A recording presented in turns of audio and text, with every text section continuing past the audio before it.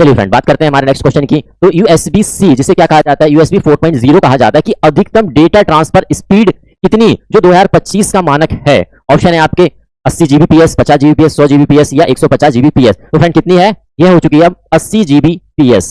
ठीक है, चलिए नेक्स्ट की बात करते हैं।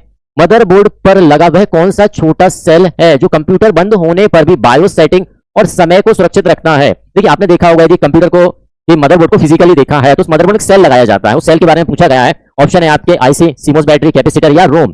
ठीक है ना, तो यहां पर बात की जा रही है इसकी ऑप्शन क्या होने वाला आपका सही ऑप्शन बी, सीमोस बैटरी कहा जाता है। उसे क्या कहा जाता है, सीमोस बैटरी कहा जाता है। फिजिकली जब आप मदरबोर्ड को देखेंगे तो मदरबोर्ड में इस प्रकार से आपका एक इस प्रकार से छोटा सा सेल लगा रहता है। ठीक है ना, उस सेल को क्या कहा जाता है, उस सेल को कहा जाता है सीमोस बैटरी कहा जाता है। और बैटरी का काम क्या रहता है, उस बैटरी का काम रहता है कि बायोस की जो सेटिंग है, बेसिक इनपुट आउटपुट सिस्टम, इसे क्या कहा जाता है, बेसिक इनपुट आउटपुट सेटिंग। क्या कहा जाता है, बेसिक इनपुट आउटपुट सिस्टम, है ना।